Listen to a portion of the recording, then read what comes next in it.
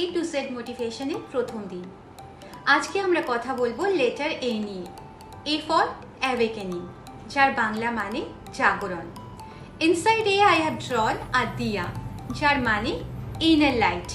আর বাইরে আমি এঁকেছি একটা সূর্য with sun rays, যেটা হলো আমাদের বাইরের আলো। কিন্তু what is inner light? আর সেটা জ্বলবেই বা কিভাবে? সেটা জ্বলতে পারে দুইভাবে।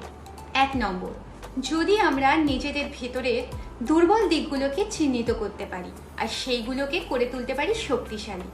আর দ্বিতীয়ত, আমরা যদি আমাদের ভেতরকার শক্তিশালী দিকগুলোকে চিহ্নিত করে সেগুলোকে আরো উন্নত করবার চেষ্টা করি, আর এতেই ধীরে ধীরে বেড়ে ওঠে আত্মবিশ্বাস, যেটা পরিণত হয় আমাদের বাইরের আলো হিসেবে।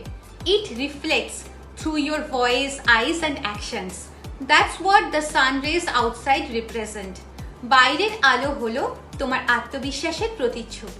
চলো তাহলে let's do a practice plan to activate this awakening. আমরা একটা 7 দিনের প্ল্যান করে নিই। Day 1, identify yourself.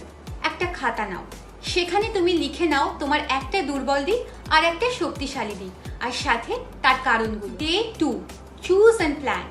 এবার ডিসাইড করো তুমি তোমার শক্তিশালী দিকটা না দুর্বল দিকটা, কোন দিকটা নিয়ে কাজ করবে, আর বানিয়ে ফেলো একটা to do list. Day 3 to Day 6, take action. এই টাইমটা, এই দিনগুলো হচ্ছে তোমার অ্যাকশন নেওয়ার পালা। টু ডু লিস্ট থেকে বেছে নাও একটা কাজ আর করো এক দিনে।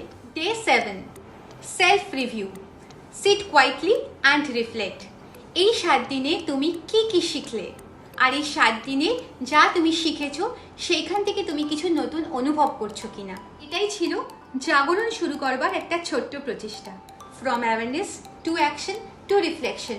এর পরের দিন আবার দেখা হবে বিয়ের সাথে বিশ্বাসের গল্প নিয়ে। আমার চ্যানেল ইনার স্ট্রেংথ আত্মশক্তিকে প্লিজ সাবস্ক্রাইব করে দিও, ভিডিওতে একটা লাইক করে দিও, আর বন্ধু বান্ধবদের সাথে শেয়ার করে দিও। আজকের মতো আসি।